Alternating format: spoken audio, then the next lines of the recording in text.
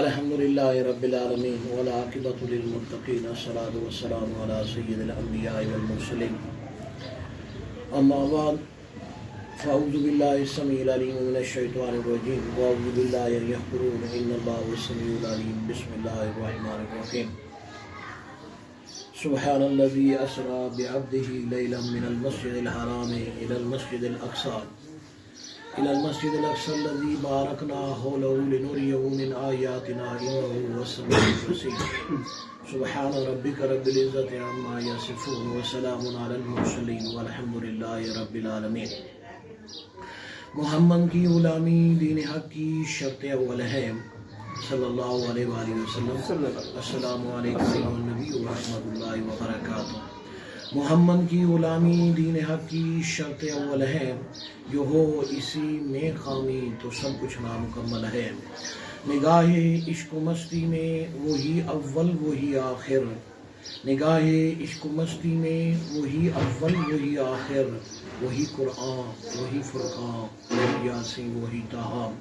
خدائے لم یزل کا دست قدرت تو زباں تو ہے، خدائے لم یزل کا دست قدرت تو زباں تو ہے. یقین پیدا کر اے غافل کہ مغلوب گماں تو ہے. میرے بزرگوں، دوستوں اور عزیزوں، معزز حاضرین کرام، سامعین کرام، اس سے پہلے کہ ان کلمات مقدسہ کا بیان ہو، محبت اور اخلاص کے ساتھ امام الانبیاء صلی اللہ علیہ وسلم کا درود و سلام کریں. اللہم صل علی سیدنا مولانا محمد وعلی آل سیدنا ومولانا محمد وبارک وسلم. جزا اللہ عنا سیدنا محمد وآلہ. اللہم صل علی سیدنا محمد انزل المقعد المقرب عندک یوم القیامہ. السلام علیکہ ایھا النبی ورحمۃ اللہ وبرکاتہ.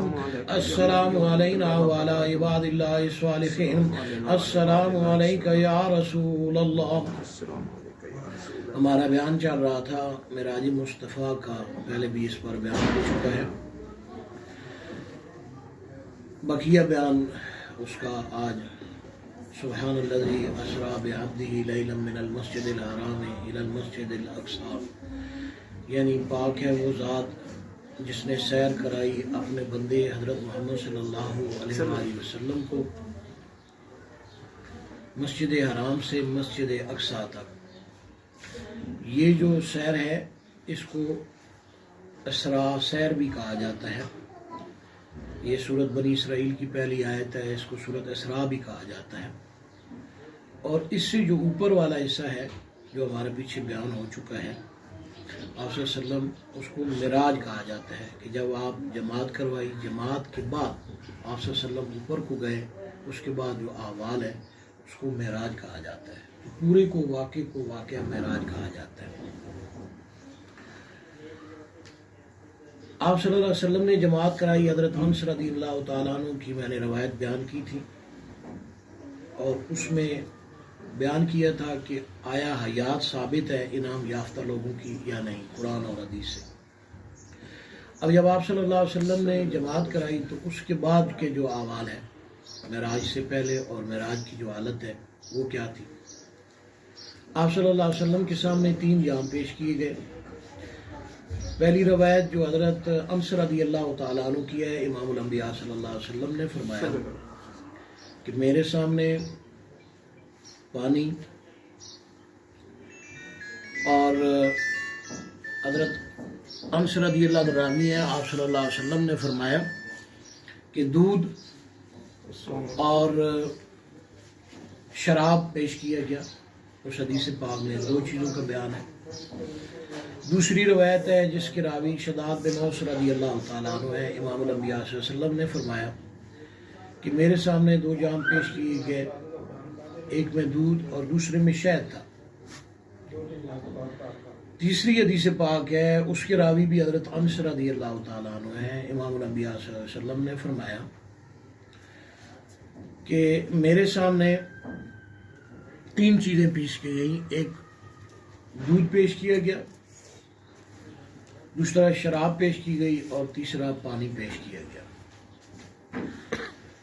تو آپ صلی اللہ علیہ وسلم کو حکم ہوا کہ آپ ان میں سے ایک کا انتخاب فرمائیں. آپ صلی اللہ علیہ وسلم نے دودھ کے جام کو نوش فرمایا. جب دودھ کے نام کو نوش فرمایا تو حضرت جبرائیل علیہ السلام نے فرمایا آپ نے اسلام کو پا لیا، اور جو آپ نے دودھ نوش کیا ہے اس کی وجہ سے قیامت تک اسلام آپ کی امت میں باقی رہے گا۔ سبحان اللہ۔ اگر آپ شراب کو پیتے تو جب تک آپ حیات تھے آپ کے امت میں اسلام رہتا، اور جب آپ اٹھ جاتے تو یہ فتنہ فساد میں مبتلا ہو جاتی، اسلام ان سے نکل جاتے، اور پانی پی لیتے تو آپ کی امت پانی سے آزاد ہو جاتی۔ تو اس حدیث میں جو حضرت انس بھی راوی ہیں اور حضرت شداد بن اوس رضی اللہ تعالیٰ عنہ بھی راوی ہیں، دوسرے طریق سے یہ حضرت ابو ذر رضی اللہ تعالیٰ عنہ سے بھی ہے، اس میں اسلام کی صورت مثالیہ پیش کی گئی۔ یہ کیفیت ہر سالک پر آتی ہے جو روحانیت کو طے کرنا چاہتا ہے، ہر ولی، ہر فقرائے محمد، ہر انعام یافتہ آدمی آج بھی جب قرآن پاک کی کوئی صورت آیت اسم حرف پڑھتا ہے تو یہ کیفیات اس کے سامنے پیش ہوتی ہے۔ یہ ایسا نہیں ہے کہ حضور صلی اللہ علیہ وسلم نے جام پی لیا تو بس یہ معاملات یہاں پر آ کر ختم ہو گئے، یہ ایسا نہیں ہے، بلکہ آج بھی جب کوئی آدمی کسی شیخ سے بیعت ہوتا ہے اور اس کے بعد وہ اس وظیفے کو کرتا ہے جو بھی قرآن پاک کی صورت آیت اسم حرف اسے بتایا گیا ہے، اگر وہ دودھ اس کے سامنے پیش کیا جاتا ہے اور اسے نوش کرتا ہے تو اس کا مطلب یہ ہے کہ وہ اسلام پر ہے۔ میری بات سمجھ آ رہی ہے؟ جی۔ اور وہ وظیفہ، وہ آیت، وہ صورت، وہ اسم اسے نفع دے رہا ہے، اس کو جاری رکھنا چاہیے، یہ اس کی تعبیر ہے۔ اب حضور صلی اللہ علیہ وآلہ وسلم اس سے جب آگے چلے، ابھی آسمان پر آپ نہیں داخل ہوئے، تو آپ صلی اللہ علیہ وآلہ وسلم کے سامنے جبرائیل علیہ السلام آپ کے ساتھ ہیں، تو آپ صلی اللہ علیہ وسلم کے سامنے ایک جوان آدمی، ایک ادھیڑ عمر، پختہ عمر کا آدمی اور ایک بوڑھا آدمی پیش کیا گیا۔ فرمایا گیا ان میں سے ایک کا انتخاب کریں، تو آپ نے جوان کا انتخاب کیا۔ سبحان اللہ۔ حدیث پاک میں آپ صلی اللہ علیہ وسلم کو فرمایا گیا کہ آپ نے عافیت کو پا لیا، آپ نے عافیت کو پا لیا۔ جوان عافیت ہے، یعنی دنیا اور آخرت میں سلامتی۔ عافیت کا کیا معنی ہے؟ کہ دنیا میں اور عالم برزخ میں اور عالم آخرت میں ہر قسم کے اللہ کے عذاب اور تکلیف و پریشانیوں سے نجات۔ اور پھر بتایا گیا کہ جو ادھیڑ عمر ہے، پختہ عمر کا ہے، یہ کیا ہے؟ یہ ہے نصیب، جس کو ہم کہتے ہیں یہ نیک بخت ہے، یہ بد بخت ہے، یہ نصیب ہے۔ اور جو بوڑھا ہے فرمایا یہ دولت ہے۔ اور بتایا گیا کہ یہ دونوں متغیر ہیں، ان میں تبدیلی آتی رہے گی، دولت بھی تبدیل ہوتی رہے گی اور نصیب بھی تبدیل ہوتا رہے گا۔ جو بد بخت ہے وہ نیک بخت ہو جائے گا، جو نیک بخت ہے وہ بد بخت بھی ہو سکتا ہے، یہ تبدیل ہوتے رہیں گے، لیکن جو عافیت ہے اس کا درجہ اپنی جگہ قائم رہے گا۔ یہ بھی ایسے حدیث نہیں ہے کہ حضور صلی اللہ علیہ وسلم کے ساتھ یہ واقعہ پیش آیا معراج مصطفیٰ میں، یہ ہر وہ آدمی جو انعام یافتہ ہے، چاہے وہ پیغمبر ہے، چاہے وہ صحابی ہے، چاہے اہل بیت ہے یا اولیاء اللہ ہے، یا وہ لوگ جو ان کی روش کو اختیار کرتے ہیں، سالک بنتے ہیں، ان کے سامنے یہ تینوں حالتیں پیش آتی رہتی ہیں ساری زندگی میں۔ یعنی کبھی وہ کسی جوان آدمی کو دیکھے گا خواب میں، کبھی پختہ عمر کے آدمی کو دیکھے گا، کبھی بوڑھے کو دیکھے گا، خواب میں بھی دیکھے گا اور بیداری کی حالت میں بھی یہ ہوتا ہے۔ کشف کے اندر ہوگا، مکاشفے کے اندر ہوگا۔ تو یہ جو کیفیات ہوتی ہیں یہ ایسے نہیں ہیں، ان کا حقیقت سے بڑا گہرا تعلق ہے۔ یعنی اگر آپ جوان آدمی کو دیکھتے ہیں، کشف میں دیکھتے ہیں، مکاشفے میں دیکھتے ہیں، جاگتے ہوئے دیکھتے ہیں، سوتے ہوئے دیکھتے ہیں، مراقبے کی حالت میں دیکھتے ہیں، تو اس کا مطلب ہے آپ عافیت میں ہیں۔ آپ اس عمل کو کرنے کے بعد جو سب سے اعلیٰ درجہ ہے، جو کمال کا درجہ ہے، اس پر ہیں آپ۔ سبحان اللہ۔ جو آپ وظیفہ کر رہے ہیں اس میں جو کمال کا درجہ ہے اس پر آپ ہیں۔ اور جو آپ ادھیڑ عمر کو دیکھتے ہیں تو اس کا مطلب یہ ہے کہ آپ کا نصیب تو ہے، لیکن اس میں پھر اس کی کیفیات ہوگی کہ اس کی شکل و صورت کیسی ہے، اس کے حساب سے وہ تعبیر دی جائے گی۔ اور جو بوڑھا آدمی ہے اس کا مطلب یہ ہے کہ یہ آپ کی دولت ہے، مال ہے، روپیہ پیسہ ہے، یہ اس کی کنڈیشن ہے، اور اس کی بھی کیفیت اس کے حساب سے دی جائے گی جو اس وقت اس کے سامنے پیش ہوگا۔ اس کے بعد آپ صلی اللہ علیہ وسلم آگے جاتے ہیں تو آپ کے سامنے لباس پیش کیا جاتا ہے۔ لباس ایک لفظ ہے، لام بے الف سین، 4 حرفوں پر مشتمل ہے، اور 4 طرح کا لباس امام الانبیاء صلی اللہ علیہ وسلم کے سامنے پیش کیا گیا، کپڑا پیش کیا گیا، ایک سفید رنگ کا، ایک سیاہ رنگ کا، ایک زرد رنگ کا اور ایک سبز رنگ کا۔ آپ صلی اللہ علیہ وسلم کو حکم دیا کہ ایک کا انتخاب کریں۔ آپ صلی اللہ علیہ وسلم نے سفید رنگ کو انتخاب کیا، تو بتایا گیا کہ یہ آپ نے اسلام کا لباس، اہل اسلام کا لباس کا انتخاب کیا۔ جو سفید لباس ہے یہ کس کا لباس ہے؟ اہل اسلام کا لباس ہے۔ اور فرمایا جو زرد لباس ہے یہ اہل کتاب کا لباس ہے۔ زرد لباس ہے یہ کس کا؟ اہل کتاب کا لباس ہے۔ اور جو سیاہ لباس ہے یہ جہنمی لوگوں کا لباس ہے، وہ لوگ جو جہنمی ہیں ان لوگوں کا لباس ہے۔ اور جو سبز رنگ کا لباس ہے یہ شہیدوں کا لباس ہے۔ تو آپ صلی اللہ علیہ وسلم نے اس پر اللہ کا شکر ادا کیا کہ میں نے اسلام کو اور فطرت کو حاصل کیا، یعنی سفید لباس کو پایا۔ ہاں یہاں پر ایک بات میں واضح کر دوں کہ قلندر لوگ ایک سلسلہ ہوتا ہے، وہ کالا لباس پہنتے ہیں، ان کی کیفیت اس سے مستثنیٰ ہے۔ وہ کالا لباس اس لیے پہنتے ہیں، وہ ایک علامت ہوتی ہے کہ اگر 70 مرتبہ بھی انہیں دھتکارا جائے تو پھر بھی اللہ کی راہ پر ثابت قدم رہتے ہیں۔ اس کی ایک الگ علامت ہوتی ہے فقر میں، روحانیت میں، وہ کیفیت اور ہے، لیکن عام آدمی کو کالا لباس نہیں پہننا چاہیے۔ تو 4 لباس کی یہاں وضاحت ہوئی۔ حضور صلی اللہ علیہ وسلم نے فرمایا سفید لباس اپنے زندوں کو پہناؤ اور اپنے مردوں کو پہناؤ، اور دوسری حدیث پاک میں ہے کہ یہ صاف اور پاکیزہ لباس ہے، یعنی جس طرح وہ ظاہر میں صاف اور پاکیزہ ہے اس طرح اس کے آپ کے باطن پر بھی اثرات پڑتے ہیں۔ اور اگر خواب میں آپ نے سفید لباس دیکھا ہے، خود پہنے آپ نے آپ کو دیکھا ہے، یا کسی کو پہنے ہوئے دیکھا ہے، یا سامنے پڑا ہوا ہے، تو اس کا مطلب یہ ہے کہ آپ اہل اسلام کے طریقے پر ہو۔ میری بات آپ کو سمجھ آ رہی ہے؟ اور آپ بہترین طریقے پر۔ تو یہ ان کا تعبیر کا مطلب جو میں حدیث پاک بیان کر رہا ہوں، یہ ساتھ روحانیت کے احوال بھی بیان کر رہا ہوں کہ یہ احوال ہر آدمی کو پیش آتے ہیں جو صاحب حال ہے، جو حال میں احوال میں حضور صلی اللہ علیہ وسلم کی پیروی کرتا ہے، چاہے وہ اہل بیت ہوں، صحابی ہوں، یا اولیاء اللہ ہوں، یا عام آدمی ہو جو سالک ہے، اولیاء اللہ کی صحبت میں بیٹھتا ہے، بیعت ہوتا ہے اسلام، اس کے ساتھ یہ کیفیات پیش آتی ہے۔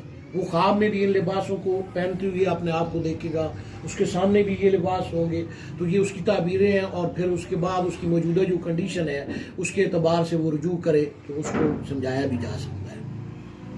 سیدنا جبرائیل علیہ الصلوۃ والسلام امام الانبیاء صلی اللہ علیہ وسلم کے ساتھ ہیں۔ سبحان الذی اسریٰ بعبدہ لیلا من المسجد الحرام الی المسجد الاقصی الذی بارکنا حولہ لنریہ من آیاتنا انہ هو السمیع البصیر۔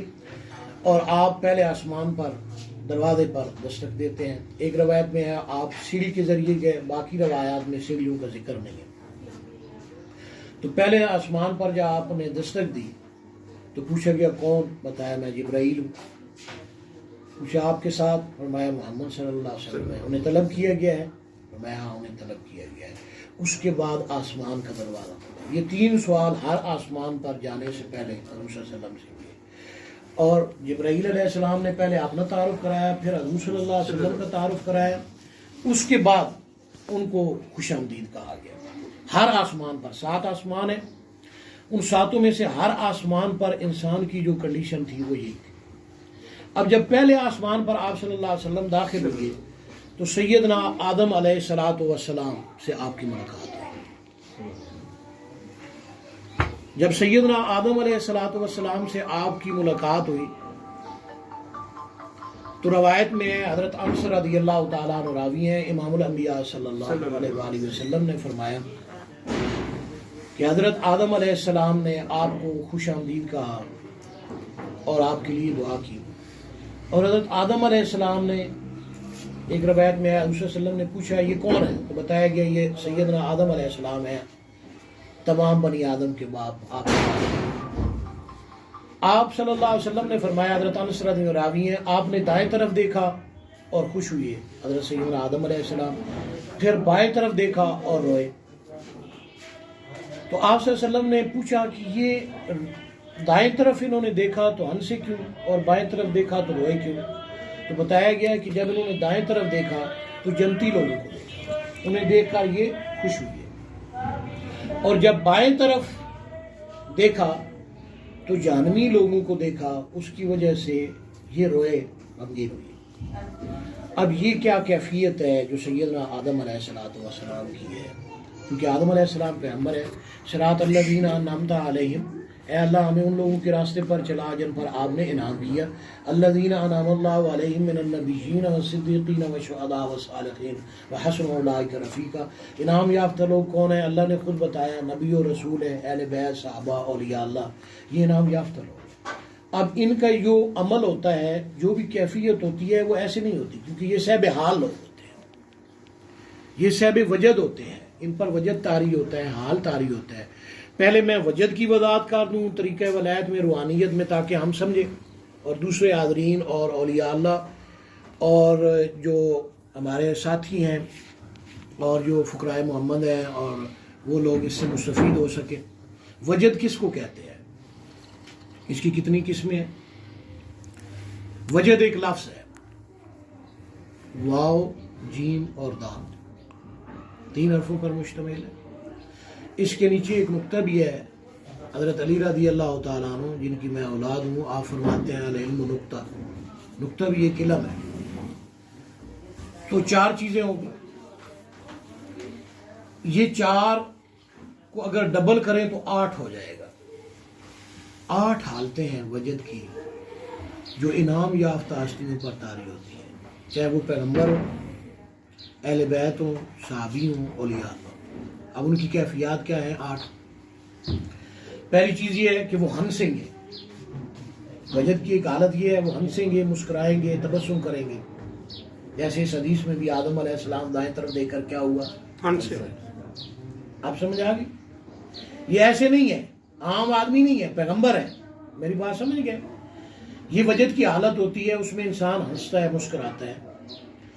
دوسرا، رونا، انسان روتا ہے۔ وجد میں جب ہوتا ہے، اس پر حال طاری ہوتا ہے تو وہ روتا ہے، جیسا کہ سیدنا آدم علیہ السلام پر یہ حالت طاری ہوئی۔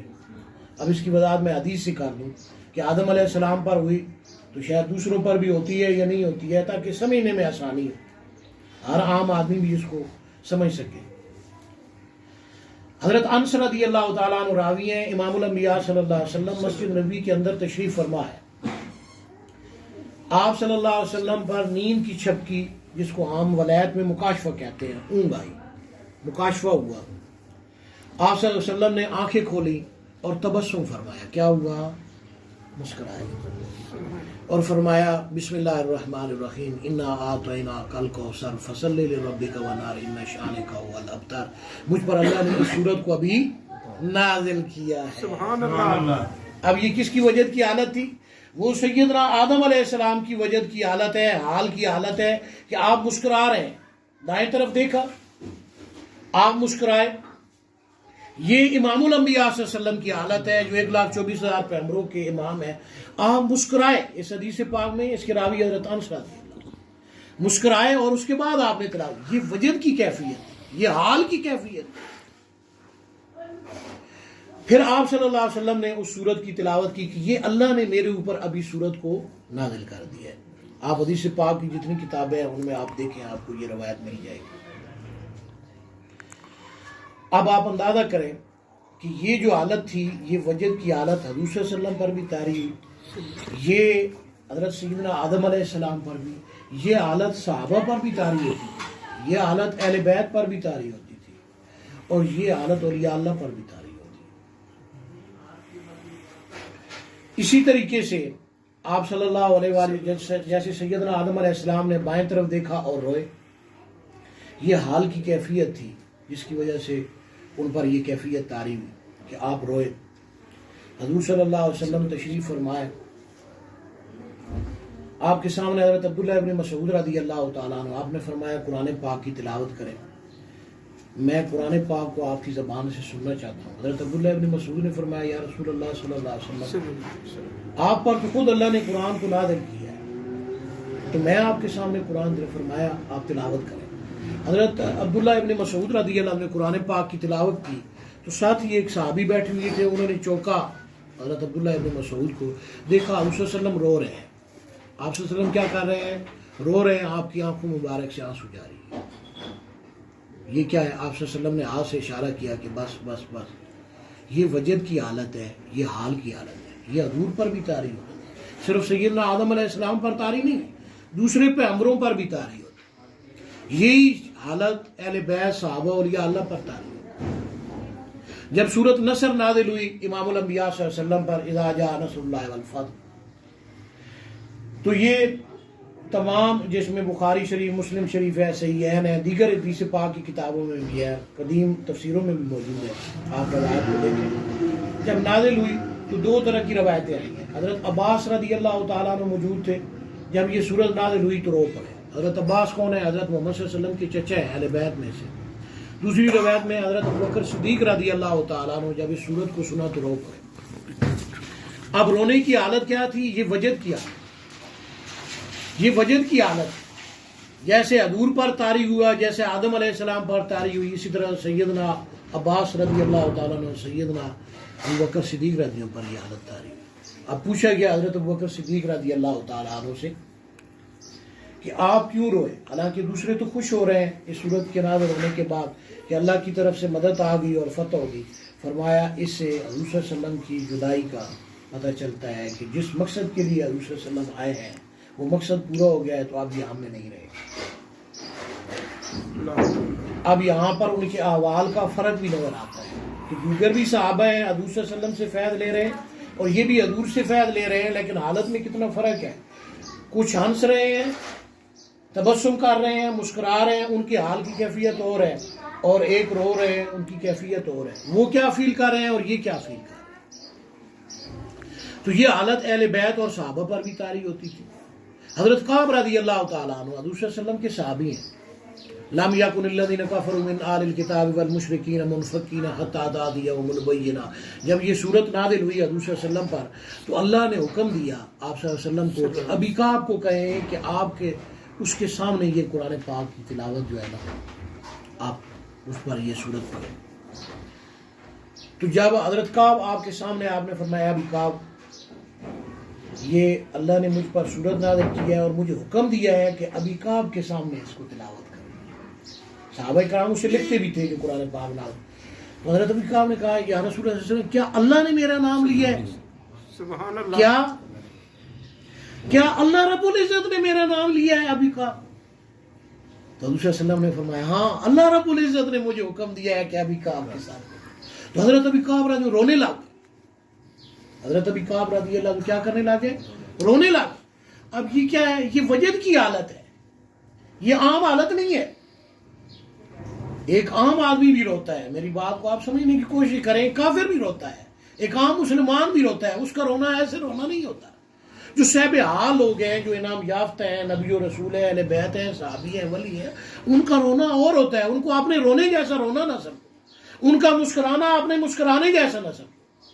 میں اس کو بیان کر رہا ہوں، میں ان کے احوال کو بیان کر رہا ہوں کہ حضرت کعب رو پڑے کہ اللہ نے میرا نام دیا. یہ وجد کی وہ کیفیت تھی جو بے اختیار ان پر جاری ہو.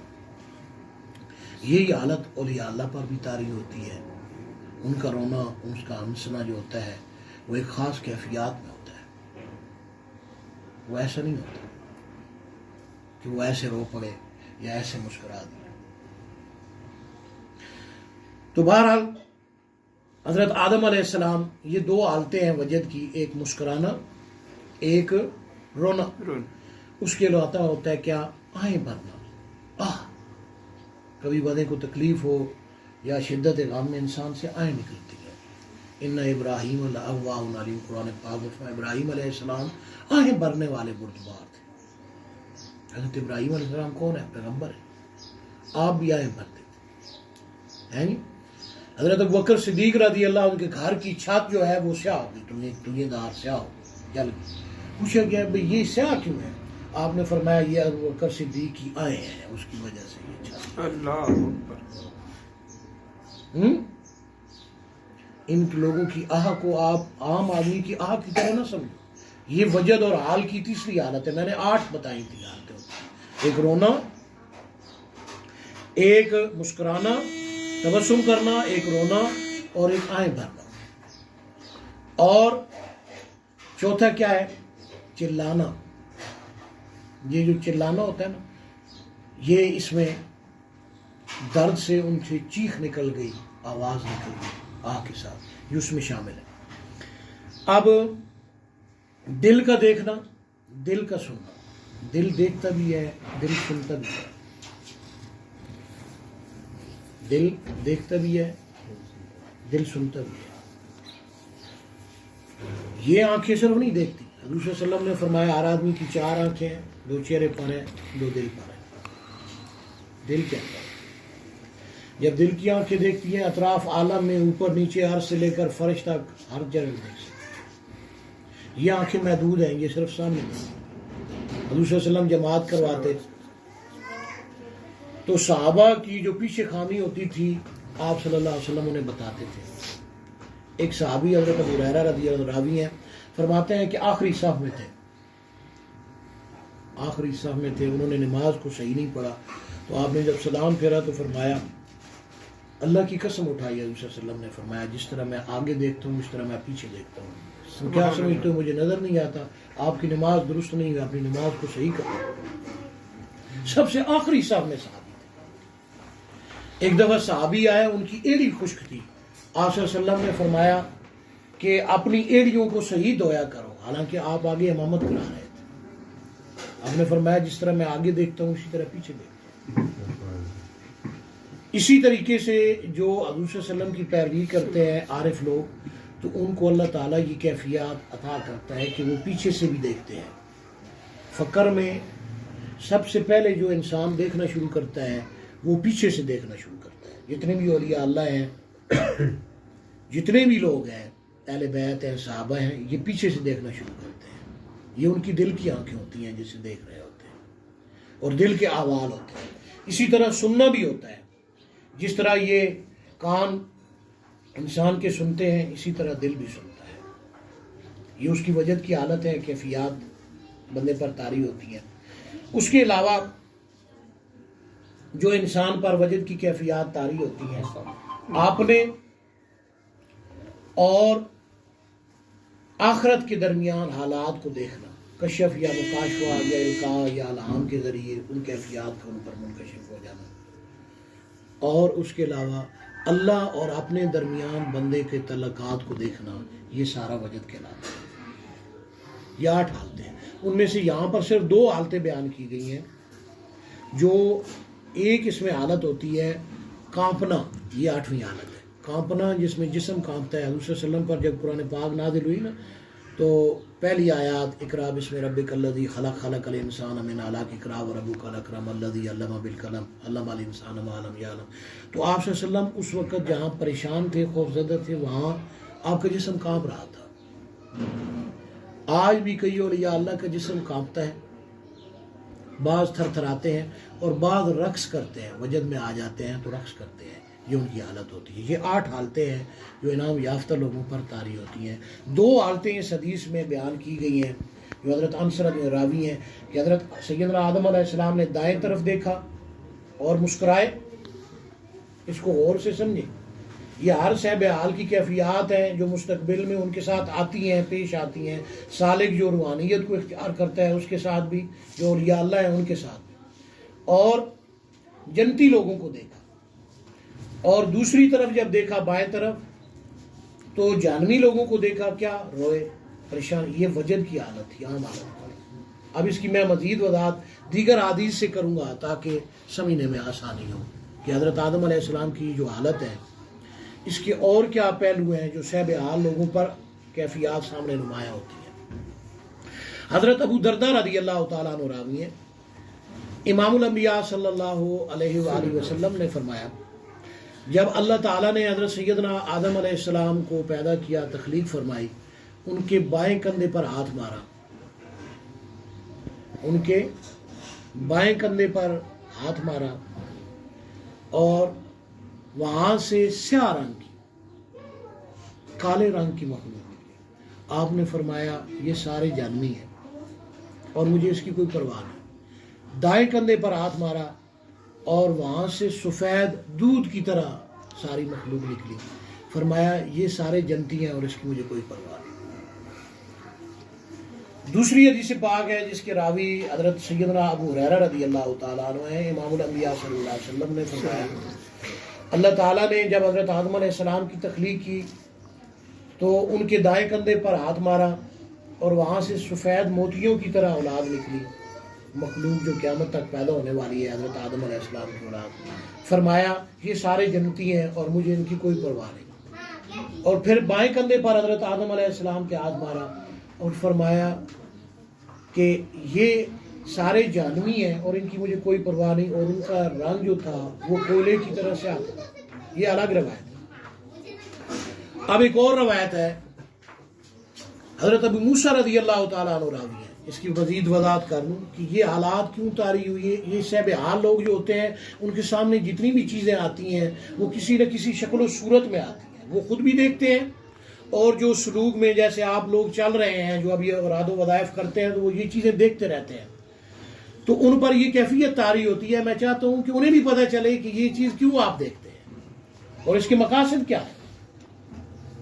تو آپ صلی اللہ علیہ وآلہ وسلم نے فرمایا، حضرت ابو موسیٰ رضی اللہ تعالیٰ عنہ راوی ہے، امام الانبیاء صلی اللہ علیہ وسلم نے فرمایا جب اللہ تعالیٰ نے حضرت آدم علیہ السلام کی تخلیق کی تو ان کی پشت سے ایک مٹھی لی، دلیل کے طور پر سمجھایا. اللہ آبا سے پاک ہے. یہ ہاتھ مارنا اور مٹھی لینا یہ انسانوں کی طرح نہیں ہے. جب آپ نے انسان کی طرح یا درندے یا پرندے یا کسی مخلوق کی طرح سمجھ لیا تو وہ بندہ مسلمان نہیں ہے. لام یلد ولم یولد میں یہی بتایا گیا ہے.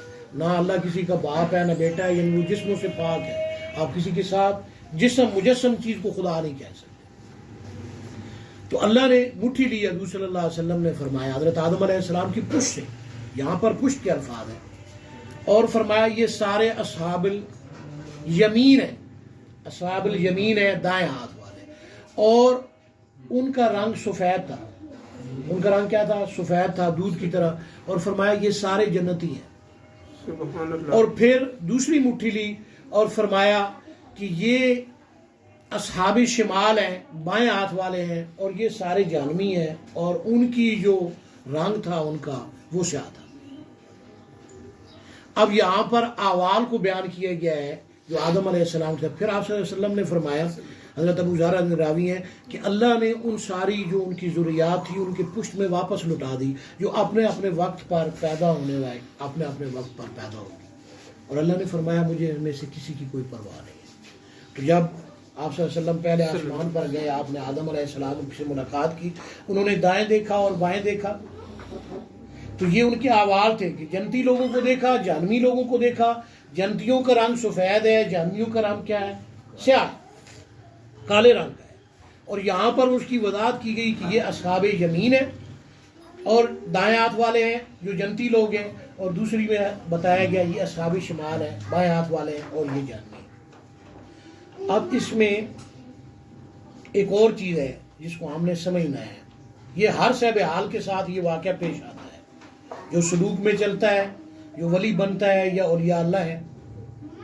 حضرت ابو ہریرہ رضی اللہ تعالیٰ عنہ راوی ہے، امام الانبیاء صلی اللہ علیہ وسلم نے فرمایا کہ جب پہلے آسمان پر حضور صلی اللہ علیہ وسلم تشریف لے گئے، سیدنا آدم علیہ السلام سے حضور صلی اللہ علیہ وسلم کی ملاقات ہوئی تو آپ نے دائیں دیکھا اور مسکرائے، اور پھر بائیں دیکھا اور روئے. تو فرمایا کہ آپ صلی اللہ علیہ وسلم نے پوچھا کہ یہ کیا ہے؟ فرمایا کہ آدم علیہ السلام نے جنت کے دروازے کو دیکھا. کس کو دیکھا؟ جنت کے دروازے. جنت کے دروازے کو دیکھا. یہاں پر یہ چیز ایڈ ہے حدیث پاک میں جو میں سمجھانا چاہتا ہوں. اور جنتی لوگوں کو دیکھا اور خوشبو آئی. اور کیا آئی؟ خوشبو آئی. ہاں، اس حدیث پاک میں یہ فرق ہے. حضرت ابو ہریرہ نے خوشبو آئی.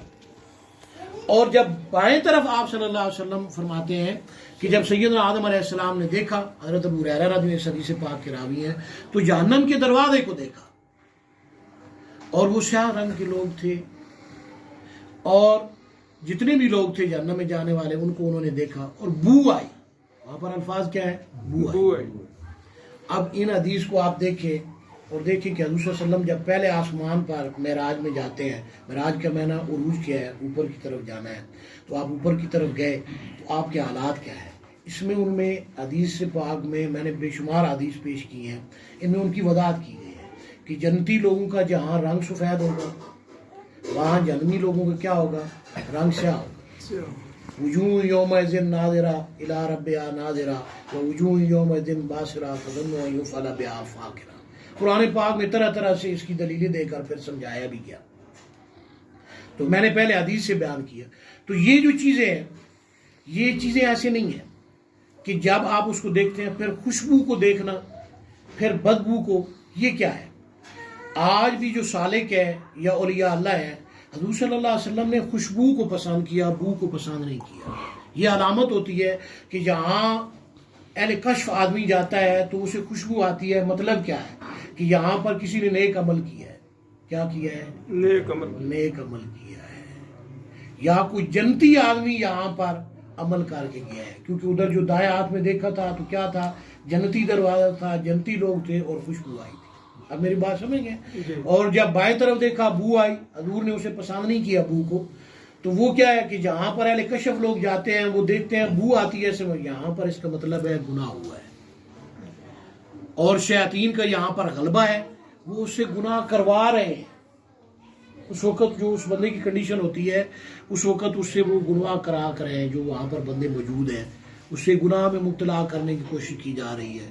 یہ اس وجہ سے انہیں بو آتی ہے اور انہیں باقاعدہ پتہ چلتا ہے، خوشبو اور بو محسوس ہوتی ہے، جیسے اس حدیث پاک میں بھی بیان ہوا ہے. یہ اہل کشف کی، اہل حال لوگ جو اہل وجد ہوتے ہیں ان کی حالت ہوتی ہے.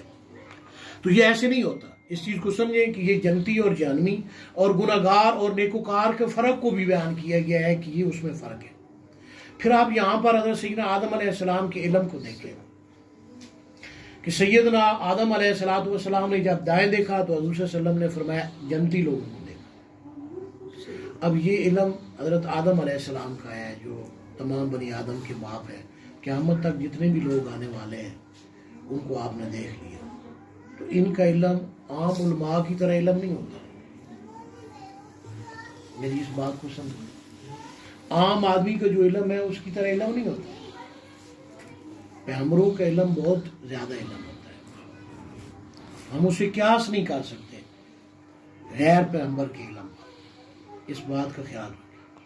اور جو غیر پیغمبروں میں بھی انعام یافتہ ہیں جیسے اہل بیت ہیں، صحابہ کرام ہیں یا اولیاء اللہ ہیں، ان کا علم عام آدمی سے کئی گنا زیادہ ہوتا ہے.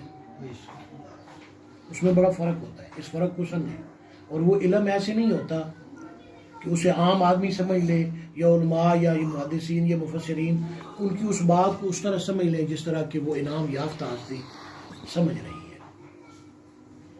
اب اس کی میں وضاحت 2-3 طریقے سے حال کی حدیثوں سے اور کر دوں تاکہ سمجھنے میں آسانی ہو کہ یہ جو ان پر حال طاری ہوتا ہے، جو ان پر وجد کی جو کیفیات ہوتی ہیں، اس میں کیا کیا یہ چیزیں نمایاں ہوتی ہیں. حضرت سلمان فارسی رضی اللہ تعالیٰ عنہ راوی ہیں.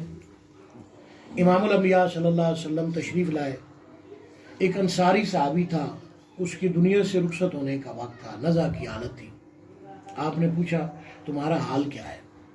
سارے جو اہل حال لوگ ہوتے ہیں، اہل وجد لوگ ہوتے ہیں، ان کے سامنے ہر چیز کسی نہ کسی شکل اور صورت میں نمایاں ہوتی ہے، چاہے وہ کوئی چیز ہے. تو آپ صلی اللہ علیہ وسلم نے پوچھا، فرمایا یا رسول اللہ صلی اللہ علیہ وسلم میں بالکل ٹھیک ہوں، میرے جسم میں کوئی تکلیف نہیں ہے، میں بالکل صحیح ہوں. آپ صلی اللہ علیہ وسلم نے پوچھا اپنے احوال کو بیان کرو، کیا چیز دیکھ رہے ہیں؟ اب یہ ہمارے جو بعد میں آنے والے لوگ ہیں، اگر حضور صلی اللہ علیہ وسلم ایسے سوال نہ کریں تو ہم جیسے لوگ اور جو بعد میں آنے والے ہیں وہ کیسے سمجھیں گے؟ یہ آپ کی حکمت کا ایک خاص جزو ہے جو اللہ تعالیٰ نے حضور صلی اللہ علیہ وسلم کو حکیم بنایا. صحابی نے کہا یا رسول اللہ صلی اللہ علیہ وآلہ وسلم، میں ایک گورے آدمی کو دیکھ رہا ہوں اور ایک کالے آدمی کو دیکھ رہا ہوں. کالا آدمی میرے نزدیک ہے اور گورا آدمی دور ہے. آپ صلی اللہ علیہ وسلم نے فرمایا کالا آدمی گناہ ہے، گورا آدمی نیکی ہے. آپ کی نیکیاں کم ہیں اور آپ کی بدیاں زیادہ ہیں جو آپ کے قریب ہیں. تو صحابی نے کہا یا رسول اللہ صلی اللہ علیہ وسلم آپ دعا کریں کہ جو کم ہیں یعنی نیکیاں وہ زیادہ ہو جائیں اور جو زیادہ ہیں یعنی بدیاں گناہ اللہ وہ معاف کر دیں. آپ صلی اللہ علیہ وسلم نے دعا کی. حضرت سلمان فارسی رضی اللہ عنہ فرماتے ہیں وہ صحابی چلائے. وہ میں نے اہل وجد کی بات کی تھی نا، وجد کا لفظ، اس کے حرف، اس کی اقسام بیان کی تھی، یاد ہے جی؟ اس میں نے چیخنا بھی کہا تھا، یاد ہے نا؟ تو وہ چلائے. صحابی فرمایا یا رسول اللہ صلی اللہ علیہ وسلم گورا آدمی نزدیک آتا جا رہا ہے، کالا آدمی دور ہوتا جا رہا ہے. سبحان اللہ. اہل حال کی حالت احوال کو بیان کر رہا ہوں. کالا آدمی دور ہوتا جا رہا ہے اور جو گورا آدمی نزدیک ہوتا جا رہا ہے. نیکیاں بڑھ رہی ہیں، بدیاں ختم ہو رہی ہیں، یہاں تک کہ فرمایا بدیاں ختم ہو گئی، نیکیاں میرے ساتھ آ کے وہ گورا آدمی مجھے مل گیا ہے. اس حالت میں وہ صحابی دنیا فانی سے رخصت ہو. سبحان اللہ.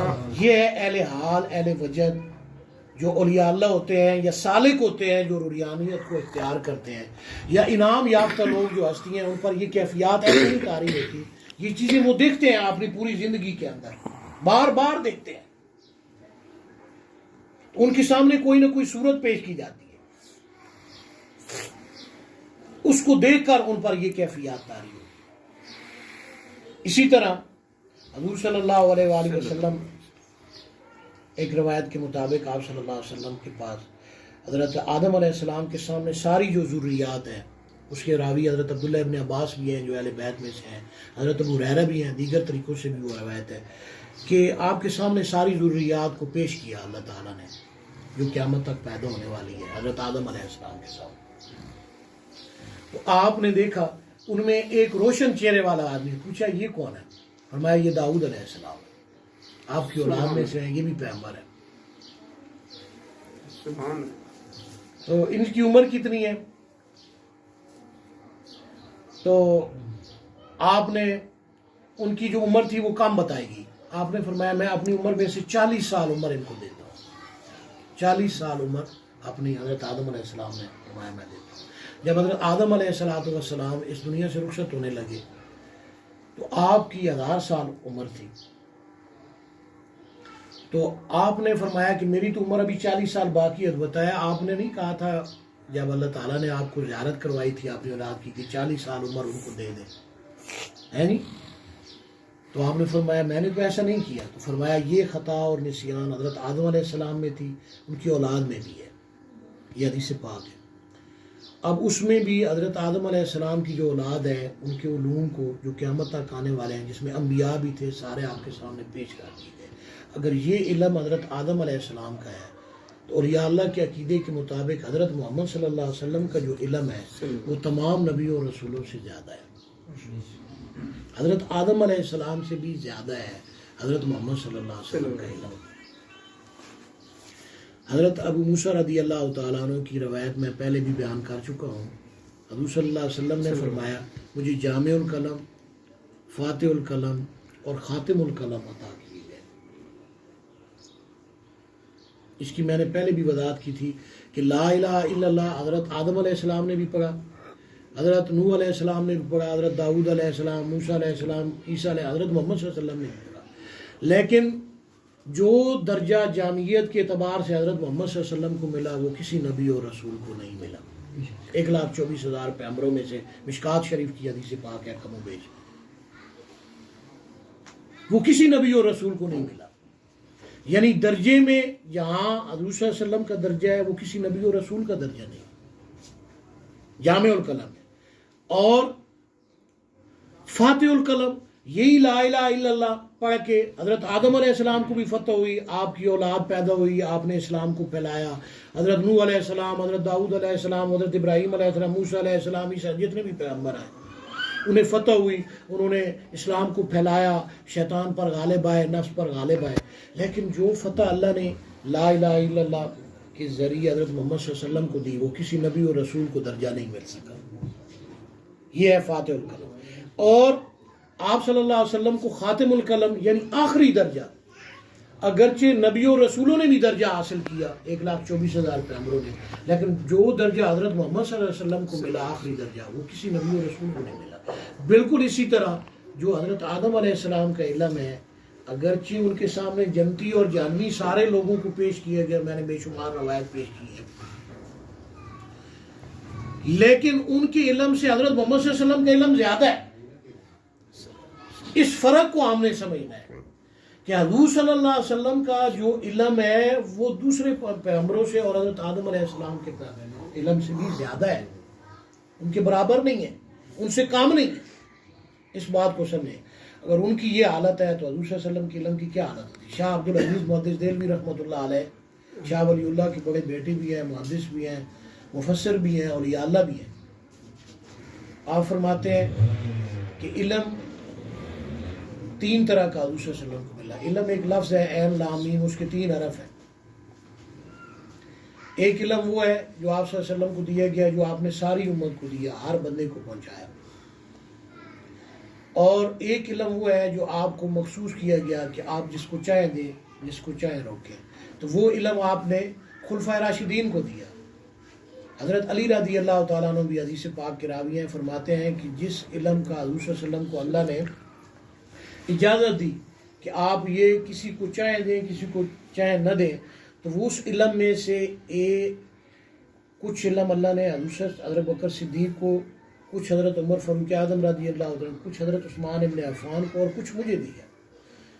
اور اس سے پہلے کہ میں تم سے گم ہو جاؤں، یعنی میری وفات ہو جائے، تم ان چیزوں کو مجھ سے سیکھ لو. یہ حضرت علی رضی اللہ عنہ اس حدیث روایت ہے، یہ ان سے، یہ آثار میں سے ہے کہ حضور صلی اللہ علیہ وسلم کو وہ خاص علم جو لوگوں کو مخصوص کیا گیا کہ آپ جن کو چاہیں دیں، ان میں سے یہ علوم ہمیں دیا گیا، اور میں چاہتا ہوں کہ میری وفات سے پہلے آپ سیکھ لیں. یہ دوسری قسم ہے. اور تیسرا وہ علم ہے جو کسی کو بھی نہیں دیا گیا سوائے حضور صلی اللہ علیہ وسلم کے. میری ایک بات کو اچھی طرح سمجھ لیں. یہ علم کی 3 حالتیں ہیں جس کو شاہ عبدالعزیز محدث دہلوی نے بیان کیا ہے. جہاں یہ حضور کے ساتھ علم کے معاملہ ہوتا ہے، وہاں ہر انعام یافتہ لوگوں کے ساتھ ہوتا ہے. جتنے بھی اولیاء اللہ بنتے ہیں ان کے پاس یہ 3 طرح کا علم اسی ترتیب سے جاری رہتا ہے. ایک وہ ہوتا ہے جو ان کے عام سادہ مریدین اور عوام الناس اس سے مستفید ہوتے ہیں. ایک وہ جو ان کے عام مریدین تو نہیں مگر ان کے خلفاء اور قریبی آدمی مستفید ہوتے ہیں. دوسرے آدمیوں کو پتہ نہیں ہوتا، عام مریدین کو پتہ نہیں ہوتا، وہ خاص لوگوں کو پتہ ہوتا ہے. اور تیسرا وہ علم ہوتا ہے جو کسی کے پاس بھی نہیں رہتا، صرف اسی پیر صاحب کے پاس، اسی ولی کے پاس رہتا ہے، جو وفات کے بعد بھی اس کے اختیار میں ہوتا ہے. اس کے ذریعے اس کی روحانیت وفات کے بعد بھی جاری اور ساری رہتی ہے. یہ میری بات اچھی طرح سمجھے. اگرچہ انہوں نے یہ حضور صلی اللہ علیہ وسلم کے متعلق بیان کیا ہے شاہ عبدالعزیز محدث دہلوی رحمۃ اللہ علیہ نے، لیکن میں آپ کو بتا رہا ہوں کہ جتنی بھی انعام یافتہ ہستیاں ہیں، چاہے وہ اہل بیت ہیں، چاہے صحابہ ہوں، چاہے پیغمبر ہوں یا اولیاء اللہ ہوں، یہ تینوں علم کی حالتیں ان کے ساتھ رہتی ہیں. ان کا ایک علم کا خاص حصہ ایسا ہوتا ہے جو کسی کو نہیں دیا جاتا، جس کے ذریعے وفات کے بعد بھی ان کے پاس اختیارات رہتا ہے. فل مدبرات امرا قرآن پاک کی آیت ہے، جس کے ذریعے وہ روحانیت کا تصرف کرتے ہیں، لوگوں کی مدد کرتے ہیں، اللہ کے حکم کے مطابق چلتے رہتے ہیں اور مخلوق خدا کی مدد کرتے رہتے ہیں. وفات کے بعد بھی ان کی یہ حالت رہتی ہے. وہ علم اور وہ ایک خاص طریقہ ان کے ساتھ مخصوص رہتا ہے. یہی وجہ ہوتی ہے کہ ان کے قبور پر مرنے کے بعد بھی کثرت کے ساتھ لوگ آتے ہیں، کوئی تلاوت کر رہا ہے، کوئی ذکر کر رہا ہے، کوئی کیا کر رہا ہے، کوئی کیا کر رہا ہے. یہ وجوہات یہی ہوتی ہیں کہ یہ فیض کا سلسلہ منقطع نہیں ہوتا کسی بھی ولی سے. تو یہاں پر جو میں نے حدیث بیان کی ہے، یہاں پر پہلے آسمان پر جب آپ صلی اللہ علیہ وسلم تشریف لے گئے، سیدنا آدم علیہ السلام سے آپ کی ملاقات ہوئی تو آپ نے دائیں دیکھا، مسکرائے، اور وہ جنتی لوگوں کے جو اصحاب الیمین ہیں ان کے احوال پیش کیے گئے اور ان کے رنگ کو بھی نمایاں کیا گیا. یہ رنگ جب سفید رنگ نظر آتا ہے تو یہ جنتی لوگوں کا رنگ ہے، اہل اسلام کا رنگ ہے. پھر بائیں طرف دیکھا اور دائیں طرف سے خوشبو آئی.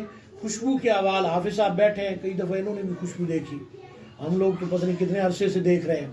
تو ایسے اور کئی لوگ وہ مجھ سے ذکر کرتے رہتے ہیں کہ ہمیں خوشبو آ رہی ہے. پڑیال میں ہمارا درس ہوتا تھا تو وہاں کتنے لوگ تھے جو مجھے بتاتے تھے درس کے دوران، افتخار صاحب ہمارا درس دیتے تھے، کہ ہمیں اس پورے درس کے اندر، محفل کے اندر خوشبو آ رہی، خوشبو آ رہی. وہ خوشبو ایسے نہیں تھی. میں حدیث پاک کے حوالے سے بیان کر رہا ہوں، علماء کی بات نہیں کر رہا ہوں کہ کل کوئی بندہ یہ کہے کہ آپ ایسے بات کر رہے ہیں. وہ جب درس ہوتا تھا تو وہاں پر جنتی لوگ آتے تھے، نیکی کا عمل ہوتا تھا، اور وہ جو انعام یافتہ ہستیاں تھے وہ اس محفل میں آتی تھی، اس جو درس قرآن پاک ہوتا تھا. تو کئی لوگ اس خوشبو کو محسوس کرتے تھے اور کچھ لوگ ایسے تھے جو ان کو دیکھ لیتے تھے. میرے سامنے عبدالقیوم صاحب بیٹھے ہیں، ان کے بھائی ہیں عبدالرحیم صاحب. انہوں نے پیران پیر سیدنا شیخ عبدالقادر جیلانی رحمۃ اللہ علیہ کو درس قرآن پاک کی محفل میں سبحان اللہ. اور خواب میں نہیں، بیداری کی حالت میں، کشف کی حالت میں دیکھا. پھر مجھے بتایا. ایسے بے شمار میرے ساتھی تھے جو مختلف ادھر اولیاء اللہ صحابہ اور مختلف کیفیات کو دیکھتے تھے، مجھے بتاتے تھے. میں کہتا تھا کسی کو بتاؤ نہیں. خواب میں دیکھتے تھے، مختلف احوال میں دیکھتے تھے. میں کہتا تھا کسی کو مت بتاؤ، بس درس کو جاری رکھو. اور یہ جاگتے ہوئے ادھر جتنے بھی لوگ درس میں شامل تھے، میں اس کیفیت کو حدیث کے ذریعے بیان کر رہا ہوں، حدیث پاک کے ذریعے. تو وہ خوشبو جو آتی ہے وہاں پر فرشتے اور یا اللہ انعام یافتہ لوگ، وہ لوگ جب آتے ہیں تو وہ خوشبو خود بخود چلتی ہے، پھر ختم ہو جاتی ہے. اور وہاں پر نیک عمل ہو رہا ہوتا ہے، برا عمل نہیں، گناہ کا عمل نہیں، نیکی کا عمل ہو رہا ہوتا ہے. یہ اس کی قبولیت کی، جس کو حضور صلی اللہ علیہ وسلم نے حدیث پاک میں بیان کیا. آپ صلی اللہ علیہ وسلم نے فرمایا ایمان کی نشانیاں اور علامات ہوتی ہیں جیسے راہ چلتے آدمی کے قدموں کے نشان اور علامات. آپ عام کچی زمین پر بھی چلے تو پاؤں کی چلنے کی جگہ بن جاتی ہے کہ نہیں، پگڈنڈی میں کسی عام زمین پر. جیسے ہم راولپنڈی آئیں، کسی شہر میں جائیں تو روڈ لکھا ہوتا ہے، ساتھ اتنے کلومیٹر، اتنے بورڈ بھی لگے ہوتے ہیں، ہے نا. اسی طرح ایمان جس حالت میں بھی ہوگا، حضور صلی اللہ علیہ وسلم نے فرمایا وہ اپنی نشانیوں اور علامات بتائے گا. میں اس کو حال کے احوال جو ہے وہ بیان کر رہا ہوں. تو اہل ایمان میں سے جب یہ حال ہوتا ہے تو یہ انعام یافتہ لوگوں کے کام اور نیک لوگوں کے کام ہوتے ہیں. وہاں حضور صلی اللہ علیہ وسلم جس گلی سے گزرتے تھے، صحابہ خوشبو کے ذریعے انہیں پہچان لیتے. اور یا اللہ نیک لوگ، فرشتے، وہ جب آئیں گے خوشبو ہوگی. نیک عمل کیا جائے گا وہ خوشبو ہوگی. اس لیے حضور صلی اللہ علیہ وسلم نے خوشبو کو پسند کیا، بو کو پسند نہیں کیا. اور جہاں بو آئے گی وہاں گناہ ہوگا، قتل و غارت ہوگی، برائی ہوگی، وہاں گناہ ہوگا. وہاں شیطان آئے گا، شیاطین کا نزول ہوگا، وہ گناہ کروا رہے ہوں گے. اس وقت وہ حالت طاری ہوگی. اور یہ حالت کیسے طاری ہوتی ہے؟ قرآن میں جا بجا اس کا ذکر ہے اور حدیث پاک میں بھی اس کا ذکر ہے. میں دوسری طریقے سے بھی دلیل دے دوں تاکہ سمجھنے میں آسانی ہو. آپ صلی اللہ، قرآن پاک کی آیت ہے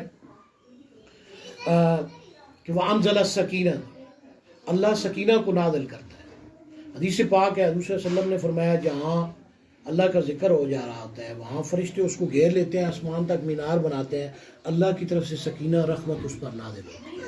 اور جب ایسا حالت ہوتا ہے تو وہ بندہ خوش ہوتا ہے. یہ محافل کے اندر بھی ہوتا ہے اور عام حالات میں. مجھ سے کئی بندوں نے سوال کیا کہ ہم گھر میں بیٹھے ہیں، کسی جگہ بیٹھے ہیں، خود بخود خوشی طاری ہو جاتی ہے، بندہ بڑا مطمئن ہو جاتا ہے. یہ اس ذکر کی، جو وہ ذکر اذکار کر رہا ہے، جو قرآن پاک کی آیات سورت اسماء پڑھ رہا ہے، اس کی وجہ سے اللہ جو اس پر رحمت نازل کر رہا ہے، یہ اس سکینہ کی حالت ہے جس کی وجہ سے خود بخود اس پر یہ حالت طاری ہو جاتی ہے. اور کئی بندے اچانک غمگین ہو جاتے ہیں، اس کی حالت کیا ہے؟ حضور صلی اللہ علیہ وسلم نے فرمایا کہ اس آدمی کو شیاطین گھیر لیتے ہیں. جب بندہ غمگین ہوتا ہے تو اس کے ارد کیا آ جاتے ہیں؟ ہاں، جیسے ذکر کر رہے تھے، سکینہ نازل ہوئی، رحمت نازل ہوئی، فرشتوں نے گھیر لیا. اسی طرح جب انسان کو شیاطین گھیر لیتے ہیں، جب شیاطین گھیر لیتے ہیں چاہے وہ کوئی بھی ہو، تو اس وقت وہ غمگین ہوگا، پریشان ہوگا، غم کی کیفیت اس پر طاری ہوگی. تو یہ جو گناہ میں نے کہا بو آ رہی ہے، حضرت آدم علیہ السلام نے بائیں طرف دیکھا، حضرت ابو ہریرہ کی روایت کے مطابق بو آنا، یعنی وہ غم کا طاری شیاطین کی وجہ سے اس پر آنا، گناہ کرنا. وہ جو علامات ہیں وہ بو کے ذریعے اہل کشف پر، اہل حار پر منکشف ہو جاتی ہیں. تو اسے اس چیز کو سمجھ لینا چاہیے کہ یہاں پر یہ چیز ہو رہی ہے تو وہاں ذکر اذکار کرے، مراقبہ کرے، توجہ تصور تربینی حبس دم کرے، اپنے احوال کو درست کرے تاکہ اس چیز کا اثر ظاہر ہو. حدیث پاک میں امام الانبیاء صلی اللہ علیہ وسلم نے حضرت علی رضی اللہ تعالیٰ عنہ کو غمگین دیکھا. کون ہے حضرت علی؟ کون ہے؟ خلیفہ راشد ہے، امیر المومنین ہے. فرمایا علی تم غمگین ہو، اپنے اہل بیت میں سے کسی کو کہو کہ تمہارے کان میں اذان دے، اس سے یہ غم ختم ہو جائے گا. غم کا علاج بتاؤ. کس کا؟ غم کا علاج حدیث پاک سے بتا. حضور صلی اللہ علیہ وسلم نے فرمایا اے علی تم غمگین ہو، اپنے اہل بیت میں سے کسی کو کہو تمہارے کان میں اذان دے، غم ختم ہو جائے. حضور کا فرمان. اب جو غم ہوتا ہے بندے کو شیاطین کے گھیرنے کی وجہ سے ہوا، میں نے پہلے سمجھایا. اب اس کو ظاہر کرنے کا طریقہ حضور کے طریقے کے مطابق بتا رہا ہوں. امام الانبیاء صلی اللہ علیہ وسلم نے فرمایا جب انسان غمگین ہو تو بے نفی سمجھتے ہیں. تو کدو کھائے، کدو ایک سبزی ہے. کس نے فرمایا؟ حضور نے فرمایا. بندہ امین ہو تو کیا کرے؟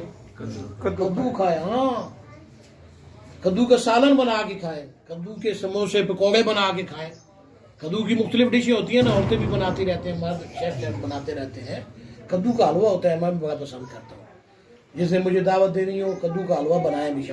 روزانہ پوچھتے ہیں کیا کھانا ہے. آج میں محفل میں بتا رہا ہوں، دودھ میں بنتا ہے، میں بڑے شوق سے کھاتا ہوں. کدو کا حلوہ بنائے، اس سے غم ختم ہوتا ہے. اب میری بات سمجھ آ گئی. اور ہر مرض جو لا علاج ہے یہ اس کا علاج ہے. ہر مرض جس کو آپ کو ڈاکٹر اور حکیم کہیں کہ یہ لا علاج ہے، یہ کدو اس کی سبزی علاج ہے. اب سمجھ گئے؟ یہ دودھ کے اندر بنتا ہے اور بڑا مزیدار ہوتا ہے. تو غم کا علاج میں نے بتایا، حدیث سے بتایا، حضور کے فرمان سے بتایا، اور اس کی سبزی کو ختم یعنی کدو کے ذریعے اس کا علاج بھی بتایا تاکہ آپ طب کے ذریعے بھی اس کو ختم کریں. تو بائیں طرف سے بو آنا، یہ اس وقت انسان کے ساتھ ہوتا ہے کہ جب جہنمی لوگ یا بدکار لوگ یا شیاطین کا نزول ہو رہا ہو، اس بندے کو غمگین کر رہے ہوں، پریشان کر رہے ہوں. گناہ کا کام اکثر لوگوں کو یہاں سے سمیل آتی ہے. جو اہل حال لوگ ہوتے ہیں نا، یہ اہم پوائنٹ بتا رہا ہوں. اہل حال لوگوں کا یہ اولیاء اللہ کی کیفیت ہوتی ہے خاص طور پر کہ جب کسی محفل میں جاتے ہیں تو ان کی ناک کے سامنے بو آنا شروع ہو جاتی ہے. انہیں یہ بتا دیا جاتا ہے کہ یہاں پر جو محفل ہے یا یہاں پر جو جگہ ہے، یہاں پر شیاطین کا غلبہ ہے. کسی گھر میں جنات کا اثر ہو، اسیب ہو، ایسی چیز ہو، وہاں انہیں بو آنا شروع ہو جائے گی خود بخود. لیکن یہ دوسرے بندے کو پتہ نہیں چلے گا. مطلب کیا ہے کہ یہاں پر وہ چیزیں ہیں جو انسان کو گناہوں میں مبتلا کرتی ہیں، جہنمی افعال ان سے کروانے کی کوشش کرتی ہیں. اور جب ایسی جگہ پر جائیں گے یہاں خوشبو، انہیں پتہ چل جائے گا کہ یہاں پر اس محفل میں یہ جگہ پاکیزہ ہے اور یہاں پر نیکی اور اچھائی کے کام یا فرشتے یا دوسری مخلوق جو روحانی ہے ان کا یہاں پر ہے. جیسے حضور صلی اللہ علیہ وسلم نے فرمایا گھروں میں بھی فرشتے ہوتے ہیں، گھروں میں بھی فرشتے ہوتے ہیں. حضور صلی اللہ علیہ وسلم نے فرمایا جہاں مسلمان رہتا ہے. سمجھ گیا؟ تو وہ کیفیات اہل حال لوگوں پر طاری ہو جاتی ہیں، وہ انہیں سمجھ آ جاتی ہے. لیکن میں نے عوام الناس کے اعتبار سے بھی اس میں بہت کچھ مواد بیان کر دیا. ہمارا وقت ختم ہو چکا ہے بلکہ زیادہ ہو گیا ہے. اور اہل حال لوگوں کے سارے احوال بھی حدیث پاک سے بیان کر دیے تاکہ سمجھنے میں آسانی ہو. اور خاص طور پر جو میرے ساتھ منسلک ہیں ان پر یہ کیفیات طاری ہوتی رہتی ہیں. وہ خواب میں یہ چیزیں دیکھتے رہتے ہیں تاکہ ان کو پتہ چل جائے کہ یہ کیفیت کیوں ہو رہی ہے اور اس کا حل کیا ہے. کہ جب آپ ایسے کیفیات دیکھیں، بو دیکھیں، اس وقت ضرب لگائیں. ضرب لگائیں. انسان کا جو وجود ہے اس کی 4 سمتیں ہیں. 2 سمتیں اس حدیث پاک میں بیان کی گئی. حضرت انس کے، حضرت ابو ہریرہ رضی اللہ عنہ کے، حضرت شداد بن اوس رضی اللہ تعالیٰ عنہ کی روایت، حضرت عبداللہ ابن مسعود کی روایت میں بھی ہے. اس طرح بھی ان کے الفاظ ہیں. حضرت ابو ذر رضی اللہ عنہ کی حدیث پاک ہے، بخاری شریف میں بھی ہے، مسلم شریف میں ہے، دیگر نسائی شریف میں بھی ہے، دیگر حدیث پاک کی کتابوں میں بھی ہے. تو یہ جو دائیں اور بائیں انہوں نے دیکھا ہے، یہ دیکھنا، یہ اہل سلوک کی وہ کیفیات کیا ہے اور یہ کیوں. حضور صلی اللہ علیہ وسلم نے فرمایا یہ اللہم عافنی فی بدنی، اللہم عافنی فی سمعی، اللہم عافنی فی بصری، لا الہ الا انت، اللہم انی اعوذ بک من الکفر والفقر واعوذ بک من عذاب القبر، لا الہ الا انت. یعنی دوسری حدیث پاک میں اس سے مختلف الفاظ بھی ہیں. اور حضور صلی اللہ علیہ وسلم نے ایک اور حدیث پاک میں فرمایا، آپ صلی اللہ علیہ وسلم نے فرمایا کہ سمتوں کا ذکر کیا، وان یمینی وان شمالی. کس طرح ہے جی حدیث پاک؟ ہاں، اللہم اغفر لی من بین یدی ومن خلفی وعن یمینی وعن شمالی ومن فوقی ومن تحتی واعوذ بعظمتک ان اغتال من تحتی. یہ حدیث پاک میں اس کی سمتوں کو بیان کیے گئے. عام آدمی ہو، سالک ہو، ولی ہو، فقراء محمد میں سے ہو، 4 سمتوں. یہاں اس حدیث پاک میں 6 سمتیں بیان کی گئی ہیں اور وہاں پر 2 سمتیں بیان کی گئی ہیں جس میں آدم علیہ السلام نے دائیں اور بائیں دیکھا ہے. یہ سمتیں ہمیں محفوظ کرنی ہوتی ہیں. جیسے کہ عزیز نے سوال کیا تھا درس سے پہلے یہ ہر آدمی کو چاروں سائڈیں اپنی محفوظ کریں. آپ کی 4 سمتیں ہیں، ایک آگے ہے، ایک پیچھے ہے، ایک دائیں ہے، ایک بائیں ہے. یہ ہر آدمی کی 4 سمتیں ہیں. میں اسے آپ کو یہ خوشی غمی، یہ نصرات جو شیطانی اثرات ہیں، روحانی اثرات ہیں، ان کو لینے اور ان کو صحیح کرنے کا طریقہ بتا رہا ہوں، روحانیت کے ذریعے، ولایت کے ذریعے اور حدیث کے ذریعے سمجھا رہا ہوں. آپ اس چیز کو سمجھیں کہ یہ 4 آپ کی سمتیں ہیں. عام حالات میں بھی ہے. اس میں آپ نے ضرب لگانی ہے. لا الہ الا اللہ کی لا سامنے، الہ پیچھے. پہلے آپ نے بدن کے لگائیں تاکہ آپ کی باڈی سیف ہو جائے، تاکہ آپ کی باڈی سیف ہو جائے، کیونکہ آپ کی جسم پر یہ اثرات وارد ہوں گے تو تب آپ نیک عمل کریں گے یا برے عمل کریں گے. اسی طرح ہے نا، اور اسی کے بارے میں آپ سے حساب کتاب ہوگا. تو آپ سامنے لا کی ضرب لگائیں گے، پیچھے الہ کی ضرب لگائیں گے. دائیں طرف ال اور بائیں طرف اللہ. لا الہ الا اللہ. ٹھیک ہے، یہ 3 دفعہ کم از کم ضرب لگائیں. اگر آپ کے پاس ٹائم نہ ہو، ٹائم ہو تو زیادہ دفعہ آپ ضرب لگائیں. پھر محمد سامنے، دور پیچھے، رسول دائیں طرف اور للہ بائیں طرف. یہ آپ کی کلمے کی ضرب مکمل ہوگی. اس کو 3 دفعہ ضرب لگائیں، آپ کی کلمے کی ضرب مکمل ہوگی. اور پھر صلی اللہ علیہ وسلم کہہ دیں. اس سے وہ جو آپ کے ناک کے سامنے سمیل آئی یا بو اس ایریے میں نظر آ رہی ہے اہل کشف و اہل حال کو، وہ اثرات جو ہے گناہ کے، برائی کے، وہ ظاہر ہوں. اور آپ پر یا آپ کے گھر والوں پر جو اسیب کے اثرات ہیں، دیگر اثرات ہیں، وہ ظاہر ہوں. میری بات آپ کو سمجھ آ رہی ہے؟ پھر آپ اللہ اسم ذات کی ضرب لگائیں گے. یہ خاص ہوتی ہیں. اللہ اسم ذات کی آپ چاروں طرف سے آپ ضرب لگائیں گے تو اس کا طریقہ کیا ہے؟ 2 ضربی بھی ہوتا ہے. جیسے حضرت آدم علیہ السلام نے دائیں اور بائیں دیکھا. 2 ضربی اللہ کی لگائیں گے تو آپ دائیں ال، دائیں ال اور بائیں طرف لا، ال لا. لیکن حرکت نہیں کرنی. لوگ دوسری طرف اس طرح بھی لگاتے ہیں، ہم اس طرح نہیں لگاتے تاکہ کسی بندے کو پتہ نہ چل سکے. آپ کا رخ سامنے ہے، آپ نماز کے لیے بیٹھے ہیں، صف پر بیٹھے ہیں، آپ کی نگاہ یہ سامنے ہے. آپ آنکھیں کھول کر بھی اس کو ضرب کو لگا سکتے ہیں، یہ کلمے کی بھی اور اس کی بھی. تو آپ کیسے لگائیں گے؟ 2 ضربی ضرب لگائیں گے، دائیں طرف ال کی اور بائیں طرف لا کی. یہ اللہ کی، آپ کی اللہ اللہ. لیکن آپ کی نگاہ ادھر رہے تاکہ آپ کے آس پاس بیٹھنے والے کو پتہ نہ چلے کہ یہ بندہ اللہ اسم ذات کی ضرب لگا رہا ہے. اب میری بات سمجھ رہے ہیں؟ اب جب اللہ اسم ذات کی مکمل آپ نے ضرب لگانی ہے 4 طرفوں سے، تو پھر آپ کیسے لگائیں گے؟ اس کا طریقہ آپ سمجھیں.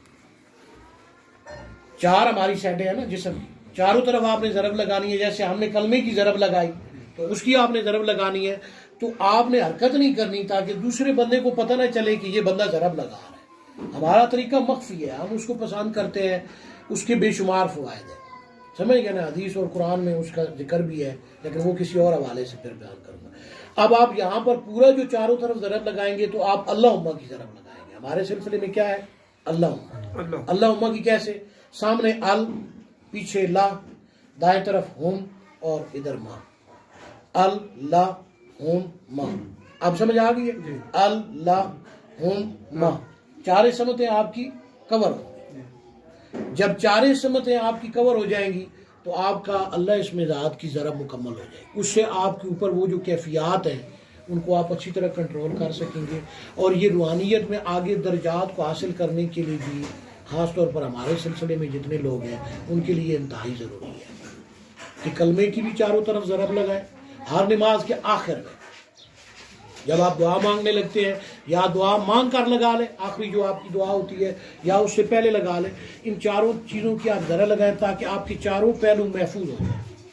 محفوظ ہو جائیں گے تو 3 چیزیں انسان کی دشمن ہیں: ایک شیطان، ایک دنیا اور ایک نفس.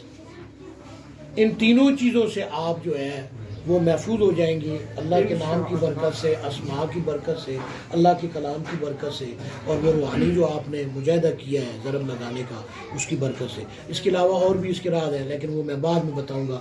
تو دونوں طرف سے بھی یہ آپ ضرب لگا سکتے ہیں. جیسے حضرت آدم علیہ السلام نے دائیں دیکھا، بائیں دیکھا، تو 2 ضربی اس کو ضرب کہتے ہیں اللہ کی، اس طرح بھی آپ لگا سکتے ہیں. تو یہ تھا ہمارا سبحان الذی اسریٰ بعبدہ لیلا من المسجد الحرام الی المسجد الاقصی الذی بارکنا حولہ لنریہ من آیاتنا انہ هو السمیع البصیر. پہلے آسمان میں جب حضور صلی اللہ علیہ وسلم گئے، آدم علیہ السلام سے ملاقات ہوئی تو آپ صلی اللہ علیہ وآلہ وسلم نے جو افعال حضرت سیدنا آدم علیہ السلام کے دیکھے ان کا اس حدیث میں بیان ہے. اور ان کی جو حالت تھی وہ حالات، اور جو آج اور جو قیامت تک آنے والے اولیاء اللہ یا سالکین پر یہ کیفیات طاری ہوتی ہیں، میں نے اس کی وضاحت کی ہے کہ آپ اس چیز کو اگر دیکھیں گے سمجھیں گے تو آپ کے جو دوسرے جو بھی اولیاء اللہ ہیں وہ اس سے مستفید ہو سکتے ہیں، ان کے سالکین، اور وہ خود بھی اس سے مستفید ہو سکتے ہیں کہ وہ کیا طریقہ اختیار کریں جس کے ذریعے وہ ان چیزوں کے نقصانات سے بچ سکیں، شیطانی کیفیات کے، اور وہ نیکیوں کی طرف اور اللہ کی طرف راغب ہو سکے، اور جو نیکی اور بدی آزمائش ہے اس میں کامیاب اور کامران ہو۔ وآخر دعوانا ان الحمدللہ رب العالمین۔